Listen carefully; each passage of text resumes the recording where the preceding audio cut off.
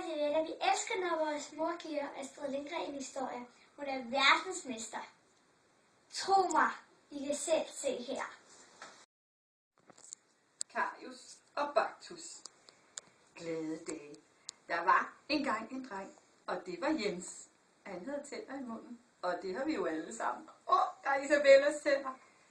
Men i en af tænderne havde Jens et hul. Og i det hul boede der 2 småfyre, som hed Mario og Kaktus. Det er rigtigt. Karius og Baktus. Det var måske nok nogle underlige navne. Men det var også nogle meget underlige fyre. De var så bitte små, at man kun kunne se dem gennem et kraftigt forstørrelsesglas. Den ene var sorthåret, og den anden var rødhåret.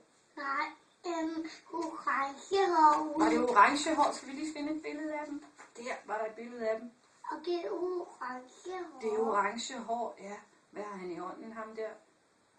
En hammer. En hammer, det er rigtigt. Og ham der en orange hår.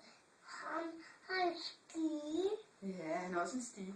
Men en dag synes den ene af dem, men nu kunne det være nok. Nej, Karius, sagde han. Nu har vi hugget og hakket og hakket og hugget. Nu synes jeg, vores hus er stort nok. Men der var Karius nu ikke enig med ham. Han har sunget her. Ja, en hammer. Vi må have det meget større endnu, sagde han. Du må huske på, at vi vokser og bliver større for hver dag, der går. Sådan som vi går for is og kager og karameller. Hæng du bare i, gamle Baktus. Ja da, så hænger vi der i igen. Du, Karius, sagde han. Ja, hvad er der nu, spurgte Karius. Jeg tænker på, kunne vi ikke bygge os et hus til helt ophøjt i hjørnetanden der?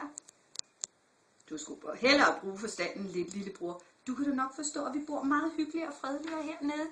Tænk bare, hvis den væmmelige tandbørste skulle komme, sagde Karius. Men Baktus slog bare. Skidt da med tandbørsten.